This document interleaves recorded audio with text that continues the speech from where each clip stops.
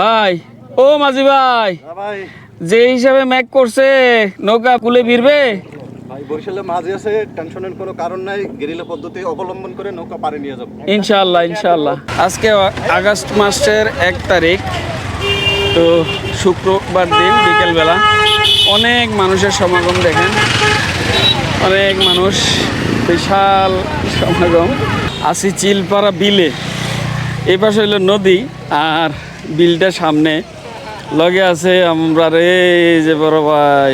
আসসালামু আলাইকুম। আও কি তো আপনারা আসেনি ভালা, কুমিল্লার ভাষায় কথা কইতেও ভাল লাগে, শুনতেও ভাল লাগে।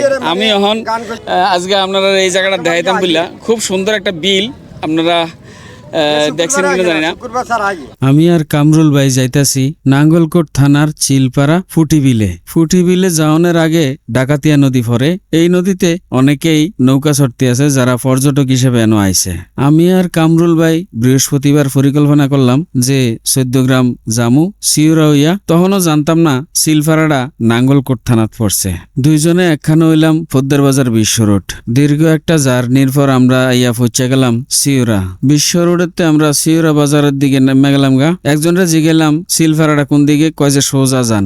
সোজা আইয়া পড়লাম দোরকরা বাজারও আইয়া দুইটা রাস্তা দুই দিকে গেছে। জিগেলাম যে কোন দিকে, কইলো যে বাম দিকে সোজা আইয়া দেখি যে ঠিকে এনে চিলপাড়াটা। ডাকাতিয়া নদীতে এখন ফানি টইটম্বুর, কানায় কানায় পরিপূর্ণ, আর মাদি দিয়া নৌকা চলতে আছে ইঞ্জিনের হাতে চালাইন না, এই সমস্ত নৌকা আর স্পিড বোট এডি চড়তাছে এখানকার যারা পর্যটক আইছে তারা। এই রংটি চাইতে চাইতে কামরুল ভাইয়ের চোর তলে ফিরে গেল। হঠাৎ করে দূরে নৌকাত করে মানুষ চড়তে আছে, কেউ ঘটনা কি। এরপরে আমার নজর আইলো আরো কয়েকটা নৌকা, বুঝলাম যে ওই জায়গাতে আসলে মূলত বিলের নৌকাটি। দুজনে যাওয়া ধরলাম হেদিকে। যাবার সময় দেখতে আসি এক কাকুয়ে কতলা দেশি মাছ এবারে সম্ভবত জাল দিয়া খেয়াইয়া ধরছে। এডি লইয়া বয়ে রয়েছে ব্যস্ত বিল্লা। জিগাইলাম কত, কয় যে 700 টাকা দাম। হইন না আমরার চোখ দুটা কপাল উঠে গেছে। যাই হোক গাইডটা গেলাম গা ফুটি বিলের খেয়াঘাটে। এটারে খেয়াঘাট কইলেও ভুলইব, আসলে দর্শনার্থীরারে বিলের ভিতরে সরাইয়া আননের লেগা এখানে মানুষে স্থানীয়ভাবে নৌকার ব্যবস্থা করছে। তারা এনো এডি ভাড়ায় মানুষের দেখাই আনে। যাই হোক এনো যদি আপনারা আইয়েন এডি অবশ্যই দরদাম করে লইবেন, কারণ দরদাম না করলে পরে বেজালো ভরবেন।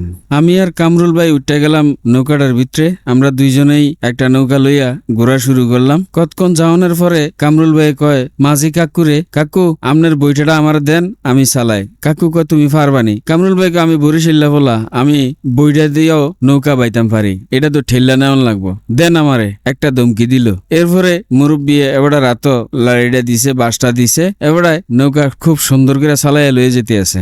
আমার কাছেও ভালো লাগতে আছে। কাকুরে জিগেলাম, কাকু এনো ফানি কুদ্দুরিব, কয় এনো ফানির ঠাই পাওয়া যায় না। আমি কই কন কি, কয় যে আমরা বিলের মধ্যে যাওনে আকাশটা আবার হাস করে লাইছে, চারিদিকটা আন্ধার হয়ে গেছে, গুড়ি গুড়ি বৃষ্টিও ভর্তি আছে। কামরুল ভাই কয় আপনার ক্যামেরা ট্যামেরা আছে ভাই, ছাতি আসেনি আপনার কাছে? আমি কইলাম যে ছাতি তো আমার বউ দিয়ে দিছে, কিতা করতাম। কয় যে ছাতিটা মাথার দিলাম ক্যামেরাটি যাতে না ভিজে। কামরুল ভাইয়ের কথা মতো ক্যামেরাটা যাতে না ভিজে আমি ছাতিটা মাথার দিলাম। এর মধ্যে আবার বৃষ্টি নেমে গেছে, ছাতি বন্ধ করে লাইলাম। আর এডি করতে করতেই আমরা আবার কুলো অর্থাৎ তীরে আইয়া ফেললাম। নৌকার থেকে নেমে গেলাম গা। কামরুল ভাই কয় দেখেন আইসিজন এনো কিছু খাইয়ে যাই। আমার খাওয়ানোর এত একটা চাহিদা নেই, কারণ বাত ফাত এবারে আমারে ফোন দিছে। আমি খানাটা আতার ফাতার খাইয়া তাড়াতাড়ি বার হয়ে গেছি গা, যার কারণে আমার ফেটেও খিদা নাই। এরপরে যেহেতু হেমিয়া রিকোয়েস্ট করছে, নিশ্চয়ই এবার খিদা টিদা লাগছে। আমি না খাইলে আবার এবার ঠিক মতো খাইতো না, যার কারণে খাইতাম গেলাম একটা জায়গাতে। নয় আমরা অর্ডার দিছিলাম চিকেন চাপ আর নান রুটি। যে একটা চাপ আইনা দিছে ভাই, এটার কথা আর নাই কইলাম। তবে আপনারা যদি এনো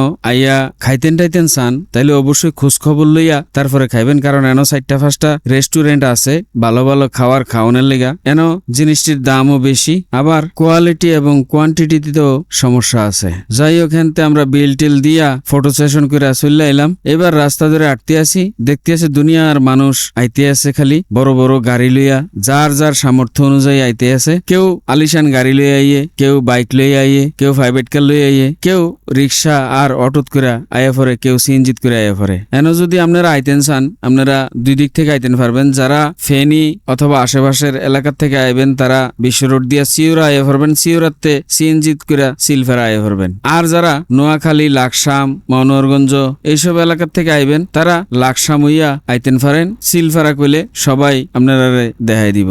আর যারা শহরেতে যাইবেন তারা কুমিল্লা শহরেতে সিওরা আয় করবেন, 14 গ্রাম সিওরাতে এন সিএনজি পাওয়া যায়। সিলফারা ডাইরেক্ট সিওরাতে সিএনজি তুটবেন। যাই হোক, আজকের ভিডিও এই পর্যন্তই। ভবিষ্যতে আপনারা লগে দেওয়া হইব অন্য কোনো ভিডিওতে অন্য কোনো বিষয় লিয়া। এই পর্যন্ত আপনারা ভালো থাকেন, সুস্থ থাকেন, সুন্দর থাকেন। আর আমার পেজটা ফলো দিয়া বেলাল ভাইয়ের লগেই থাকেন।